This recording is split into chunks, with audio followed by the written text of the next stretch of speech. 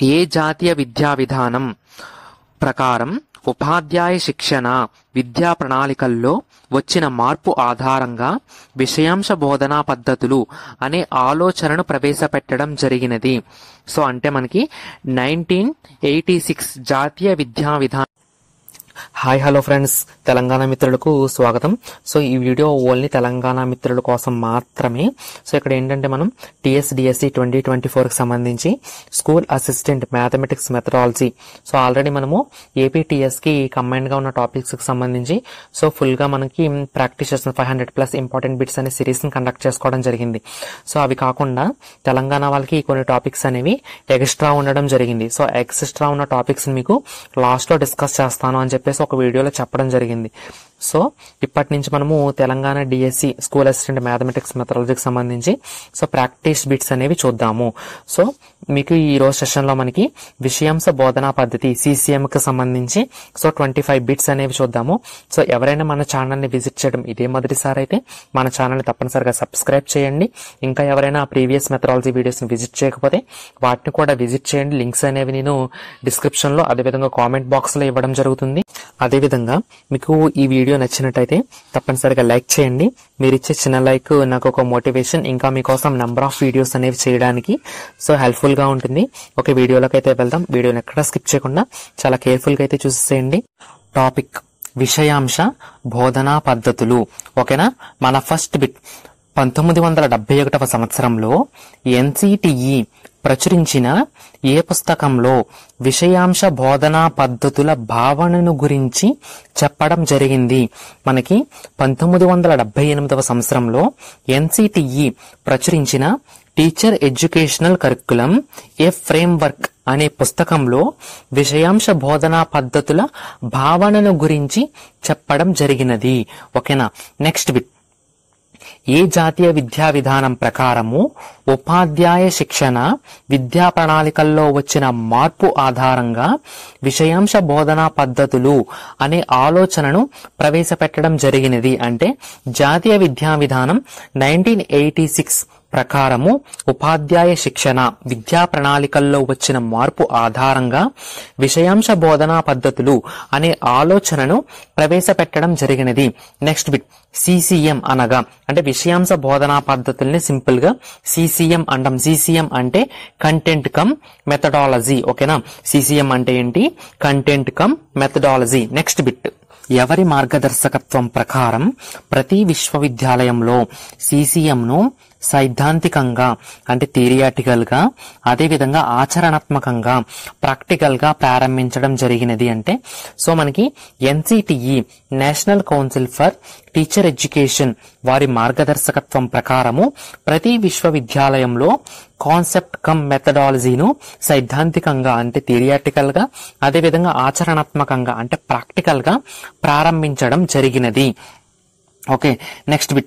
CCM అనగా so CCM అంటే ఏంటంటే విషయాన్ని బోధనా పద్ధతులతో సమన్వయపరిచి బోధించే ప్రత్యేక విషయాంశాన్ని బోధించటము. అంటే మనం ఏదైతే టాపిక్ ని బోధించాలి అనుకుంటున్నామో దానికి తగిన లేకపోతే సరైన బోధనా పద్ధతి ద్వారా సో బోధించటము. ఇక్కడ మనకి ఏంటంటే విషయాన్ని అదేవిధంగా బోధనా పద్ధతిని వేరువేరుగా కాకుండా సో రెండింటిని సమన్వయపరిచి బోధించడాన్ని మనకి ఈ CCM చూపిస్తుంది. ఓకేనా, CCM అనగా విషయాన్ని బోధనా పద్ధతులతో సమన్వయపరిచి బోధించే ప్రత్యేక విషయాంశాన్ని బోధించటము. ఓకేనా, నెక్స్ట్ బిట్. ఉపాధ్యాయ శిక్షణార్థి విషయ ప్రావీణ్యుడిగా భావించి బోధనా విధానంలో మెలకువలను నేర్చుకోవడానికి ఆచరించడానికి ఈ భావన చాలా ఉపయుక్తమైనది. సో మనకి ఉపాధ్యాయ శిక్షణార్థిని అంటే ఎవరైతే స్టూడెంట్ టీచర్ అంటారో సో వారు విషయ ప్రావీణ్యుడిగా అంటే కంటెంట్ తెలిసిన వ్యక్తిగా భావించి బోధనా విధానంలో మెలకువలను నేర్చుకోవడానికి ఆచరించడానికి CCM భావన అనేది చాలా ఉపయుక్తమైనది, చాలా బాగా తోడ్పాటును అందిస్తుంది. ఓకేనా, నెక్స్ట్ బిట్. విషయం పద్ధతులు అనే రెండు అంశాల సమన్వయం వల్ల ఏర్పడినది. సో విషయము పద్ధతులు అనే రెండు అంశాల సమన్వయం వల్ల ఏర్పడింది CCM కంటెంట్ కమ్ మెథడాలజీ. ఓకేనా, నెక్స్ట్ బిట్. CCM లక్ష్యాలేవి? సో CCM యొక్క లక్ష్యాలు చూసుకుంటే గనక విషయ స్వభావం, స్వరూపాన్ని అర్థం చేసుకోవటము. సో విషయం యొక్క స్వభావాన్ని, స్వరూపాన్ని అంటే నేచర్ ని, స్ట్రక్చర్ ని అర్థం చేసుకోవటము. నెక్స్ట్ అదే విధంగా బోధనా ప్రక్రియను సమర్థవంతంగా ఉపయోగించటము. సో బోధనా ప్రక్రియ అంటే మనం ఏదైతే బోధనా పద్ధతిని ఎంపిక చేసుకుంటామో దాన్ని సమర్థవంతంగా ఉపయోగించగలగటము. నెక్స్ట్ అదే విధంగా సో సంబంధాలను అవగాహన చేసుకోవడం. ఏంటి సంబంధాలను అవగాహన చేసుకోవడం అంటే విద్యా ప్రణాళిక, పాఠ్యాంశము, పుస్తకము, లక్ష్యాల మధ్య సంబంధాలను అవగాహన చేసుకోవడం అనేది కూడా CCM అంటే కాన్సెప్ట్ కమ్ మెథడాలజీ యొక్క లక్ష్యంగా మనం చెప్పుకోవచ్చును. నెక్స్ట్ అదే విధంగా సో సరైన బోధన అభ్యాసన ప్రక్రియని ఎంపిక చేసుకోవడము. సో అభ్యాసకుని వయసు అంటే విద్యార్థి వయసు, విద్యా ప్రమాణ స్థాయి, పాఠ్యాంశం యొక్క కఠిన స్థాయిలు ఆధారంగా సరైన బోధన అభ్యాసన ప్రక్రియను ఎన్నుకోవడం కూడా ఈ CCM లక్ష్యంగా మనం పరిగణించవచ్చును. నెక్స్ట్ సరైన పద్ధతిని విశ్లేషించటము. ఓకేనా, విషయాంశాన్ని సరైన పద్ధతి ద్వారా విశ్లేషించటము. నెక్స్ట్ అదే విధంగా అర్థవంతమైన పద్ధతులను జోడించి బోధనాభ్యాసనం అంటే మనం ఏదైతే టాపిక్ ని, ఏదైనా విషయాన్ని మనం బోధిస్తున్నామో దాన్ని అర్థవంతమైన పద్ధతులతో జోడించి బోధన అభ్యాసన కార్యక్రమం చేయటము అనేవి మనకి CCM యొక్క లక్ష్యాలు. ఏమిటవి? విషయ స్వభావాన్ని, స్వరూపాన్ని అర్థం చేసుకోవటము, బోధనా ప్రక్రియను సమర్థవంతంగా ఉపయోగించటము, నెక్స్ట్ విద్యా ప్రణాళిక, పాఠ్యాంశము, పుస్తకము, లక్ష్యాల మధ్య సంబంధాన్ని అవగాహన చేసుకోవటము. నెక్స్ట్ సో అభ్యాసకుని వయస్సు, విద్యా ప్రమాణ స్థాయి, పాఠ్యాంశాల కఠిన స్థాయిల ఆధారంగా సరైన బోధనాభ్యాసన ప్రక్రియను ఎన్నుకోవటము, విషయాంశాన్ని సరైన బోధనా పద్ధతిలో విశ్లేషించటము. నెక్స్ట్ అదే విధంగా సో విషయాంశాన్ని అర్థవంతమైన పద్ధతులతో జోడించి సో బోధనాభ్యాసనం అనేది కొనసాగించడం. ఇవన్నీ కూడా మనకి CCM యొక్క లక్ష్యాలు. ఓకేనా. నెక్స్ట్ బిట్, రేఖాగణితంలో బిందువు, రేఖ, తలము, అంతరాలము మొదలైన అనిర్వచనీయ పదాల నుండి ఏర్పడే నిర్వచనాలు, స్వీకృతాలు, సిద్ధాంతాలు ఒకన ఏర్పడినటువంటి వాటిని అర్థం చేసుకుని నిత్య జీవితంలో వినియోగించుకునేటట్లు జ్ఞాన నిర్మాణాన్ని ఏర్పరచడం టీచర్ కి అంటే ఉపాధ్యాయునికి పెద్ద సవాలు. కాబట్టి టీచర్ కి అంటే ఉపాధ్యాయునికి మంచి సహాయకారిగా ఉంటూ బోధన అభ్యాసన విజయవంతంగా కొనసాగించడంలో ముఖ్య పాత్ర వహించేది CCM కాన్సెప్ట్ కమ్ మెథడాలజీ. ఓకేనా. సో మనకి ఈ స్టూడెంట్ నేర్చుకున్న నాలెడ్జ్ ద్వారా సో దాన్ని నిత్య జీవితంలో అప్లై చేసుకునే జ్ఞానం అనేది వాడికి రావాలి. సో ఈ విధంగా జ్ఞాన నిర్మాణం, విద్యార్థి జ్ఞానాన్ని నిర్మించుకునేలా చేయడం అనేది టీచర్ కి చాలా కష్టమైన టాస్క్ గానే చెప్పొచ్చు. కాబట్టి సో ఈ టాస్క్ లో మనకి టీచర్ కి మంచి సహాయకారిగా ఉంటూ ఏదైతే టీచింగ్ లెర్నింగ్ ప్రాసెస్ బోధన అభ్యాసన కార్యక్రమం ఉంటుందో దాన్ని విజయవంతంగా కొనసాగించడంలో ప్రముఖ పాత్ర వహించేది మనకి ఏంటంటే CCM కాన్సెప్ట్ కమ్ మెథడాలజీ. ఓకేనా. నెక్స్ట్ బిట్, కేంద్ర విద్యా విధానంలో ఎవరికి BEd శిక్షణ తప్పనిసరిగా ఉండి PG టీచర్ గా ఉపాధ్యాయుల నియామకం జరుగుతుంది. అంటే ఎవరైతే ఇంటర్మీడియట్ లెక్చరర్స్ ఉంటారో సో వాళ్ళకు కూడా BEd క్వాలిఫికేషన్ అనేది కంపల్సరీ. ఓకేనా. మనకి మన తెలంగాణలో ఏంటంటే 10వ తరగతి వరకు మాత్రమే చెప్పే టీచర్స్ ఎవరైతే ఉంటారో సో వాళ్ళకి BEd ఉండాలి. నెక్స్ట్ ఎవరైతే ఇంటర్మీడియట్, నెక్స్ట్ డిగ్రీ లెక్చరర్స్ ఉంటారో సో వాళ్ళు ఏంటంటే సో బోధనా పద్ధతులు ఉపయోగించి కాకుండా నార్మల్ గానే కంటెంట్ బేస్డ్ సాంప్రదాయ అంటే కల్చరల్ టీచింగ్ మెథడ్స్ ఏవైతే ఉంటాయో సో వాటిని ఉపయోగించి బోధన చేస్తున్నారు. అయితే సో మనకి కేంద్ర విద్యా విధానంలో ఎవరైతే 10+2 అంటే ఇంటర్మీడియట్ చెప్పే లెక్చరర్స్ ఉంటారో సో వాళ్ళకు కూడా BEd అనేది కంపల్సరీ. సో కంపల్సరీ అని చెప్పింది. సో BEd ఇంటర్మీడియట్ అంటే PG ఉండి సో BEd ఉన్న వాళ్ళని మాత్రమే PGTలుగా ఎంపిక చేసుకోవడం జరుగుతున్నది. ఓకేనా. నెక్స్ట్ బిట్, పాఠ్య పథక రచనలో 6 దశలను సూచించిన వారు.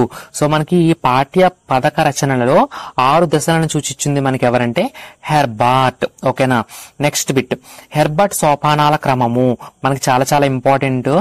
ఓకే, హెర్బర్ట్ సోపానాల క్రమం. సో హెర్బర్ట్ సోపానాల్లో మొదటిది ఏమిటి, రెండవది ఏమిటి, సో అలా అడుగుతానికి అవకాశం ఉంది. సో ఆర్డర్ అనేది చాలా ఇంపార్టెంట్, గుర్తుపెట్టుకోండి. ఫస్ట్ వన్ సన్నాహము. సో సన్నాహం అంటే ఓకేనా, వాడిని ముందు మనం ప్రిపేర్ చేయటము. నెక్స్ట్ అదే విధంగా సమర్పణ, ప్రజెంటేషన్. థర్డ్ వన్ సంసర్గము, అసోసియేషన్. ఫోర్త్ వన్ సాధారణీకరించడము, జనరలైజేషన్. ఫిఫ్త్ వన్ అన్వయము, అప్లికేషన్. సిక్స్త్ వన్ పునర్విమర్శ. సో హెర్బర్ట్ సోపాన క్రమము సన్నాహము, సమర్పణ, సంసర్గము, సాధారణీకరణము, అన్వయము, పునర్విమర్శ. ఈ 6 కూడా మనకి హెర్బర్ట్ సోపాన క్రమాన్ని సూచిస్తున్నాయి. 6 క్రమం అనేది చాలా చాలా ఇంపార్టెంట్. ఓకేనా, నెక్స్ట్ బిట్.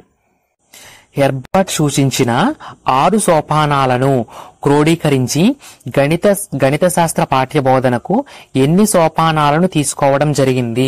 సో హెర్బర్ట్ సూచించిన 6 సోపానాలను క్రోడీకరించి అంటే సో వాటిని షార్ట్ కట్ చేసేసి సో గణిత శాస్త్ర పాఠ్య బోధనకు ఎన్ని సోపానాలుగా తీసుకోవడం జరిగిందంటే 3. అవేంటంటే ప్రారంభ వ్యాశక్తులు, సెకండ్ వన్ వికాస వ్యాశక్తులు, థర్డ్ వన్ అంత్య వ్యాశక్తులు. ఓకేనా, సో హెర్బర్ట్ సూచించిన 6 సోపానాలను కుదించేసి సో గణిత శాస్త్ర పాఠ్య బోధనకు 3 సోపానాలుగా తీసుకోవడం జరిగింది. అవేంటంటే ప్రారంభ వ్యాశక్తులు, వికాస వ్యాశక్తులు, అంత్య వ్యాశక్తులు. ఓకేనా, నెక్స్ట్ బిట్. ప్రవేశానికి చెందిన వ్యాసక్తులు. సో ప్రవేశానికి చెందిన వ్యాసక్తులు ఏంటంటే ప్రారంభ వ్యాసక్తులు. సో ఈ ప్రారంభ వ్యాసక్తుల్లో ఏంటంటే మనకి ఉన్మీకీకరణ కృత్యాలు, అదేవిధంగా పూర్వజ్ఞాన పరిశీలన, సో శీర్షిక ప్రకటన, ఈ 3 స్టెప్స్ మనకి ప్రారంభ వ్యాసక్తుల్లో కనిపిస్తాయి. నెక్స్ట్ బోధనాంశానికి చెందిన నేర్చుకోవలసిన అంశానికి సంబంధించిన వ్యాసక్తి అంటే బోధనాంశానికి చెంది నేర్చుకోవాల్సిన అంశానికి సంబంధించిన వ్యాసక్తి ఏమిటంటే వికాస వ్యాసక్తులు. సో ఈ వికాస వ్యాసక్తుల్లోకి ఏమేమి వస్తాయంటే సో సంసర్గము, సాధారణీకరించటము, అన్వయము, సో అప్లికేషన్. సో ఈ 3 కూడా మనకి వికాస వ్యాసక్తుల్లోకి వస్తాయి. నెక్స్ట్ అభ్యసించిన పాఠ్యాంశానికి చెందిన పునర్విమర్శ, నియోజనాలు. సో ఇందులో పొందపరచడం జరుగుతున్నది అంటే అంత్య వ్యాసక్తులు. సో అభ్యసించిన పాఠ్యాంశానికి సంబంధించి రికాపిచులేషన్, పునర్విమర్శ, నియోజనాలు, అసైన్మెంట్స్ అనేవి సో అంత్య వ్యాసక్తుల్లో పొందుపరచడం జరిగినది. ఓకేనా, నెక్స్ట్ బిట్. ఉపాధ్యాయ శిక్షణాలయాల్లో ఛాత్రోపాధ్యాయులచే ప్రణాళికలు ఎలా రూపొందించాలో అభ్యసింపజేయడంలో మొదట జరిగి ఆ తర్వాత బోధనలో శిక్షణ పొందుతున్నారు. అంటే ఏవైతే బిఎడ్ కాలేజెస్, డైట్ కాలేజెస్ ఇవి ఉంటాయో సో వాటిల్లో ఎవరైతే స్టూడెంట్ టీచర్స్ ఉంటారో సో వాళ్ళకి ఫస్ట్ ఏంటంటే ప్రణాళికలు ఎలా రూపొందించాలో నేర్పించిన తర్వాత సో దానికి సంబంధించి బోధనలో శిక్షణ అనేది ఇవ్వడం జరుగుతుంది. అయితే మనకి సో ప్రణాళికలు ఎలా రూపొందించాలో నేర్పిస్తారు కదా. సో అలా ప్రణాళికలు రూపొందించినప్పుడు మొదటగా మనకి సో ఏమి నేర్పిస్తారంటే వార్షిక ప్రణాళిక, ఇయర్ ప్లాన్ అనేది ఎలా రూపొందించాలో నేర్పిస్తారు. సో ఆ తర్వాత మనకి యూనిట్ ప్రణాళిక, యూనిట్ ప్లాన్ ని ఏ విధంగా రూపొందించాలో నేర్పిస్తారు. సో తర్వాత పీరియడ్ ప్రణాళిక, సో పీరియడ్ ప్లాన్ లేదా లెసన్ ప్లాన్ ని ఏ విధంగా రూపొందించాలో నేర్పిస్తారు. ఓకేనా, ఫస్ట్ మనకి ప్రణాళికలు ఎలా రూపొందించాలో నేర్పిస్తారు. అది కూడా మొదట మనకి వార్షిక ప్రణాళిక, ఆ తర్వాత యూనిట్ ప్రణాళిక, ఆ తర్వాత మనకి పీరియడ్ ప్రణాళికను గురించి నేర్పిస్తారు. సో ప్రణాళికలు ఎలా రూపొందించాలో నేర్పించిన తర్వాత సో దానికి సంబంధించి బోధనలో శిక్షణ అనేది ఇవ్వడం జరుగుతున్నది. ఓకేనా, నెక్స్ట్ బిట్. నెక్స్ట్ CCM సోపానాలలో ముఖ్య పరివర్తనలు. సో ముఖ్య పరివర్తనలు అంటే చేంజెస్ ఏమొచ్చినాయి అని చూసుకున్నట్టయితే కనుక బోధన అభ్యాసన పరికరాలు, ఉపకరణాలు. సో ఏంటంటే మనకి సో స్టార్టింగ్ లో మనకి టీచర్ మాత్రమే గణితానికి సంబంధించిన ఉపకరణాలు సో TLMs గాని ఉపకరణాలు గాని ఉపయోగించి బోధించడం అనేది జరిగింది. కాకపోతే అభ్యాసనానికి ప్రాధాన్యత ఇవ్వడానికి సో అభ్యాసకులే ఆ ఉపకరణాలు ఏవైతే ఉంటాయో సో వాటిని ఓన్ గా ఉపయోగించి సో ఆ అనుభవం ద్వారా అభ్యాసనం అనేది కొనసాగించాలి అనేది మనకి ఒక పరివర్తనగా చెప్పుకోవచ్చు. స్టార్టింగ్ లో టీచర్స్ ఉపయోగించి బోధన అనేది చేసేవారు. కాకపోతే ఇప్పుడు విద్యార్థులు కూడా స్వతంత్రంగా వాటిని వినియోగించి సో అనుభవాన్ని పొందుతున్నారు. ఇది ఒక పరివర్తన. నెక్స్ట్ బోధనా వ్యూహాలు. సో బోధనా వ్యూహాలు స్టార్టింగ్ లో మనకి ఏంటంటే అంతా కూడా టీచర్ సెంటర్డ్ గానే ఉండేది. సో ఇప్పుడు మనకి అది ఎలా చేంజ్ అవుతుంది క్రమక్రమంగా అంటే స్టూడెంట్ సెంటర్డ్ గా చేంజ్ అవుతుంది. నెక్స్ట్ విద్యా ప్రమాణాలు. సో స్టార్టింగ్ లో మనకి బ్లూమ్స్, క్రత్వాలు రూపొందించిన లక్ష్యాలు, స్పష్టీకరణ ఆధారంగా మాత్రమే మనకి బోధన జరిగేది. కాకపోతే ఇప్పుడు విద్యా ప్రమాణాలు, అకాడమిక్ స్టాండర్డ్స్ అంటే సమస్య సాధన, సో కారణాలు చెప్పడం, నిరూపణ చేయటము, వ్యక్తపరచడము, అనుసంధానము, దృశ్యీకరణ, ప్రాతినిధ్యపరచడము. సో అంటే లక్ష్యాలు స్పష్టీకరణ ప్లేస్ లోకి ఇప్పుడు మనకి విద్యా ప్రమాణాలను తీసుకోవడం జరిగింది. ఇది కూడా మనకి CCM సోపానాలలో ముఖ్య పరివర్తనగా చెప్పుకోవచ్చు. ఓకేనా, CCM సోపానాల్లో ముఖ్య పరివర్తనలు ఏంటి? బోధన అభ్యాసన పరికరాలు ఉపకరణాల్లో వచ్చింది. నెక్స్ట్ బోధన వ్యూహాలు, స్టార్టింగ్ లో టీచర్ సెంటర్డ్ గా ఉండేది, ఇప్పుడు స్టూడెంట్ సెంటర్డ్ గా బోధన జరుగుతుంది.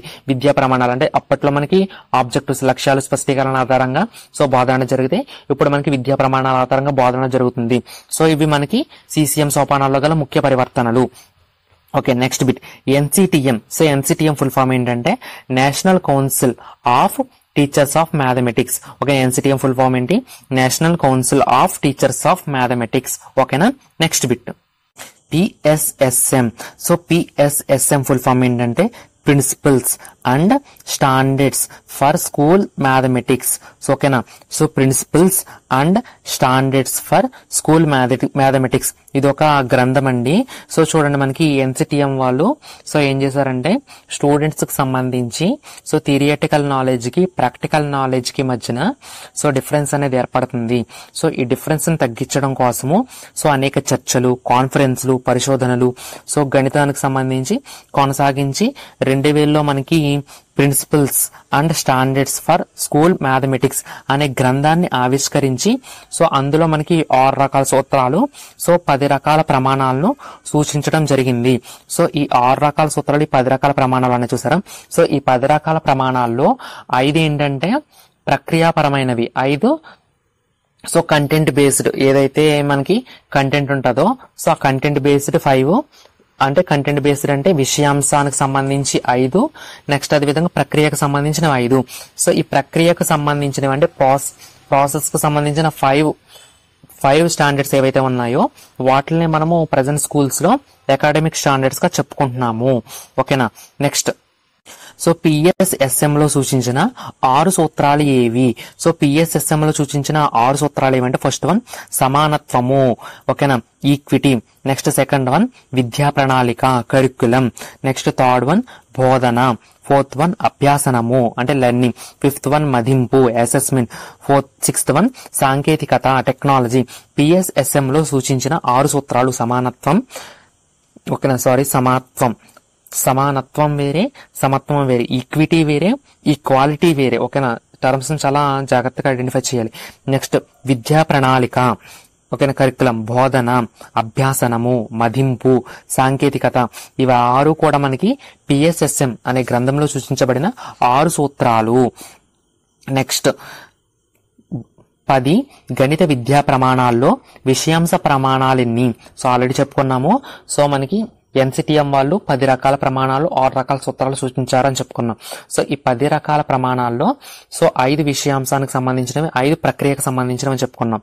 సో 10 గణిత విద్యా ప్రమాణాల్లో విషయాంశ ప్రమాణాలు 5. ఫస్ట్ వన్ సంఖ్యలు, వాటి ప్రక్రియలు. నెక్స్ట్ సెకండ్ వన్ బీజగణితము. సిక్స్త్ వన్ రేఖాగణితము. ఫోర్త్ వన్ కొలతలు. ఫిఫ్త్ వన్ దత్తాంశ విశ్లేషణ, సంభావ్యత.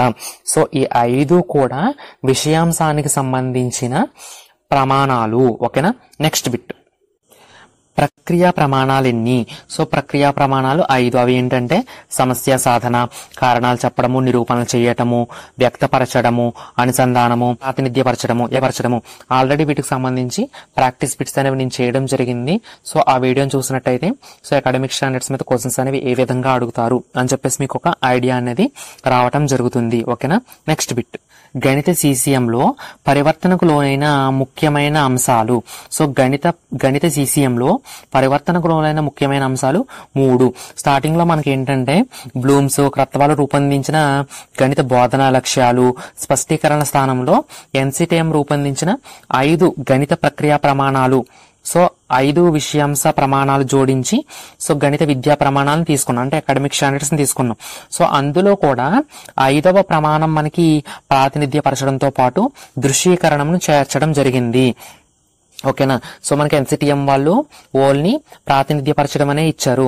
కాకపోతే CCM లో పరివర్తనకు లోనవి సో దృశ్యీకరణను కూడా ప్రాతినిధ్యపరచడంతో పాటు జోడించడం జరిగింది, గుర్తుపెట్టుకోండి. నెక్స్ట్ అదే విధంగా గణిత బోధనాభ్యాసన ప్రక్రియలో సాంప్రదాయ పద్ధతులకు బదులు సాంప్రదాయ పద్ధతి, జ్ఞానార్జన పద్ధతుల నుంచి జ్ఞాన నిర్మాణ పద్ధతుల్లోనికి క్రమంగా మార్పు జరిగింది. అంటే స్టార్టింగ్ లో సాంప్రదాయ పద్ధతిలో జ్ఞానార్జన పద్ధతిలో జరిగితే ఇప్పుడు మనకి జ్ఞాన నిర్మాణ పద్ధతిలో బోధన అనేది జరుగుతున్నది. నెక్స్ట్ అదే విధంగా బోధన అనేది టీచర్ సెంటర్డ్ నుంచి సో అదే స్టూడెంట్ సెంటర్డ్ గా మార్చడం జరిగింది. బోధన కేంద్రీకరణ నుంచి అభ్యాసన కేంద్రీకరణం జరగాలి. సో ఈ మూడు కూడా గణిత CCM లో పరివర్తనలోనైన ముఖ్యమైన అంశాలుగా మనం చెప్పుకోవచ్చును. నెక్స్ట్ చిన్న చిన్న భాగాలుగా అంశాలుగా విడగొట్టడం, ప్రత్యేకించడం అనే ప్రక్రియపై ఆధారపడిందే విశ్లేషణ. సో ఏదైనా ఒక సంక్లిష్ట అంశాన్ని సో మన కన్వీనియంట్ కోసం మనం అధ్యయనం చేయడం కోసము చిన్న చిన్న సరళ భావనలుగా సో డివైడ్ చేసుకుని మనము అధ్యయనం చేయడాన్ని మనం ఏమంటామంటే విశ్లేషణ అంటాము. ఓకేనా? సో ఇదండి ఈరోజు ప్రాక్టీస్ సెషన్. ఈ ప్రాక్టీస్ సెషన్ మీ అందరికీ నచ్చింది అనుకుంటున్నాను. ఈ వీడియో మీకు నచ్చినట్లయితే తప్పనిసరిగా లైక్ చేసి మన ఛానల్ని సబ్స్క్రైబ్ చేయండి. అందరికీ all the best guys. Thank you.